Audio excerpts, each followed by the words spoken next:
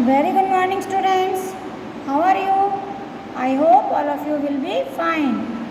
I am your science teacher, and today I am going to teach you science of class 8. And today we continue chapter 8, reproduction in animals. And today we discuss part 3rd. So now see in the book. This is your science book, Science of class 8. Now open chapter number 8.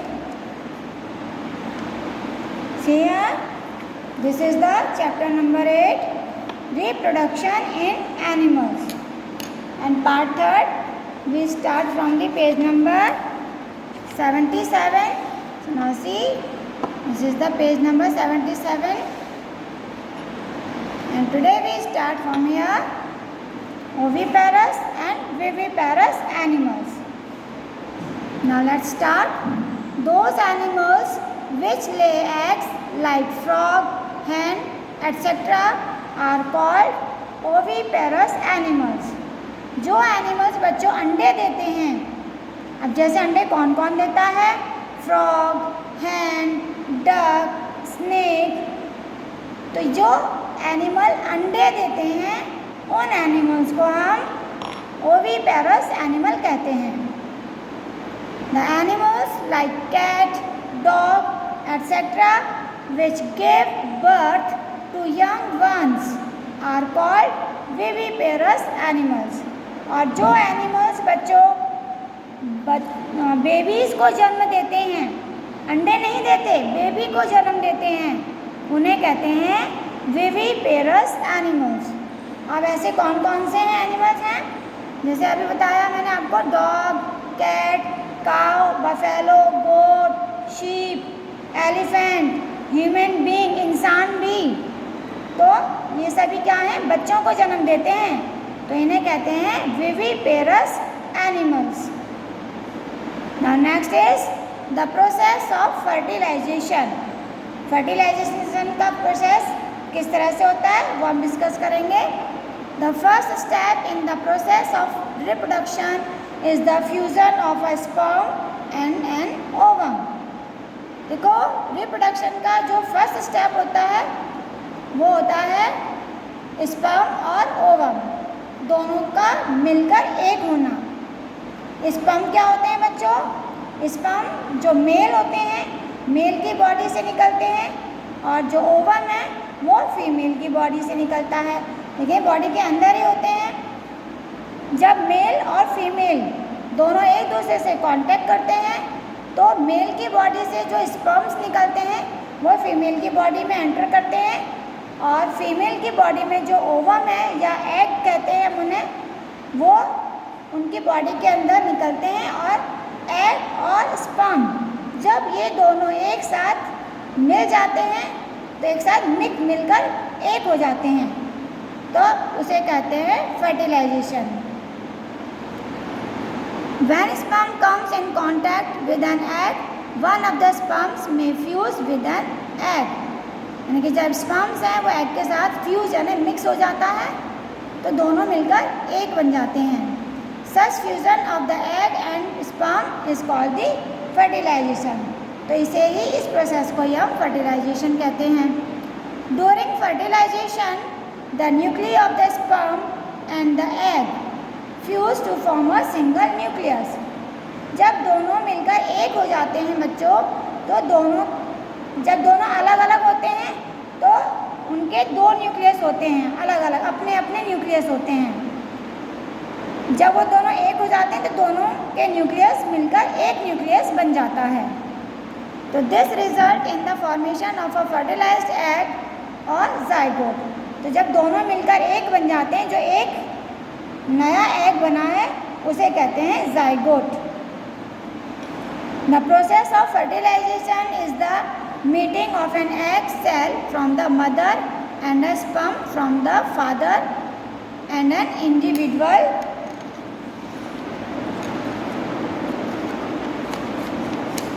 inherits some characteristics from the mother and some from the father.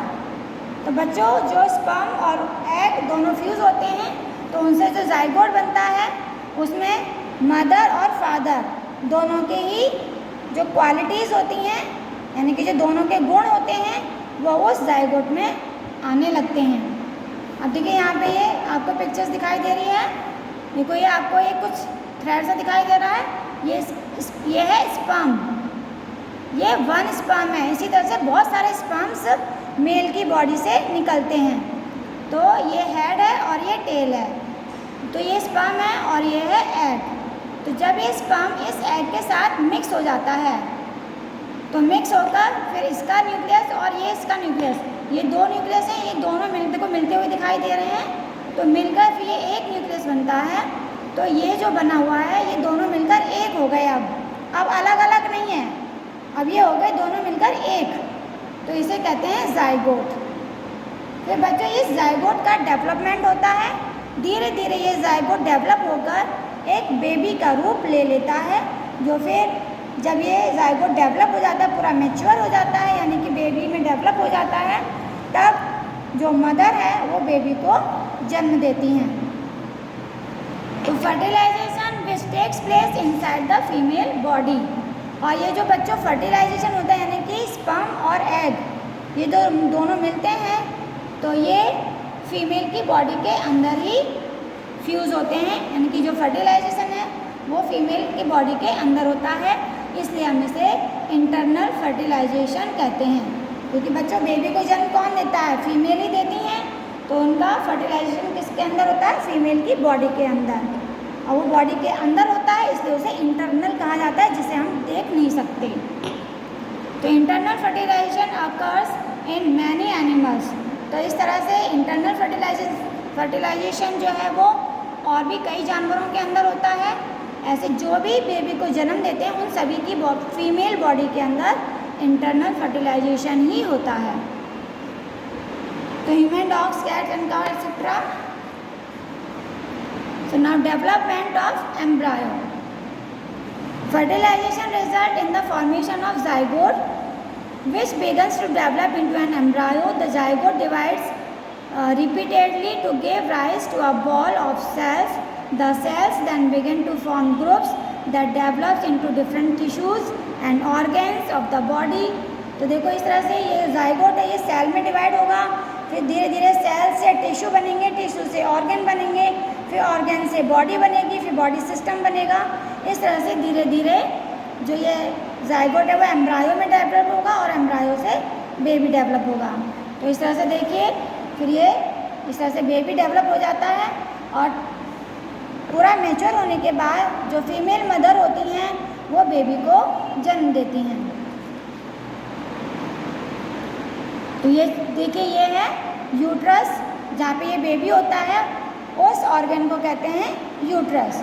तो uterus के ये अलग अलग parts होते हैं और जब baby uterus के अंदर होता है तो देखिए यहाँ पे ये है एमनियोटिक फ्लूइड, यानी एक लिक्विड होता है, ये है यूट्रस जो जिस जगह पर इसका डेवलपमेंट होता है बेबी का, और ये है अम्बिलिकल कॉर्ड, यह है प्लेसेंटा। इन सभी के अलग अलग फंक्शन होते हैं जो इस बेबी को प्रोटेक्ट करते हैं अलग अलग चीज़ों से। अब वो हम डिस्कस करेंगे। The embryo continues to develop in the uterus, वो मतलब लगातार उसका डेवलपमेंट होता है जब तक वो पूरी तरह से जन्म लेने के लिए तैयार नहीं हो जाता। It gradually develops body parts such as hands, legs, head, eyes, ears, मतलब सभी उसके पार्ट्स बनने लगते हैं बच्चे के, आँख, हाथ, पैर, आँखें, सिर, सभी पार्ट्स बनने लगते हैं, मतलब पूरी तरह से वो बेबी बनकर तैयार हो जाता है। तो उसे कहते हैं हम फोटस। तो when the development of the foetus is complete the mother give birth to the baby. अब इसके अंदर जो अलग अलग पार्ट्स है वो होता प्लेसेंटा।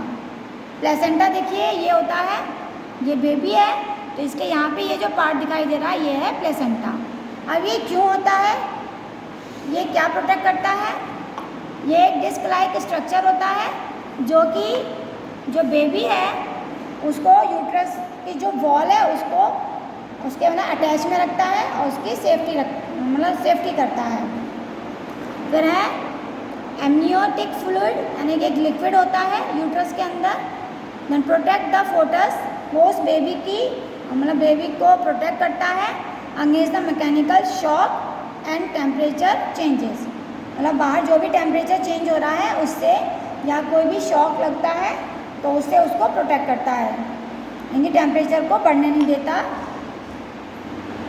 अम्बिलिकल कॉर्ड, देखिए ये कॉर्ड की तरह होती हैं, तो इसका क्या काम है? कंटेन्स ब्लड वेसल, इसमें ब्लड की मतलब नसें होती हैं, ब्लड वेसल्स होती हैं। That connects the placenta with the baby, जो प्लेसेंटा से जुड़ी हुई होती हैं बेबी के साथ।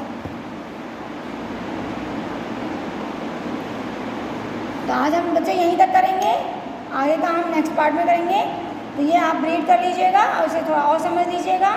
So thank you, have a nice day.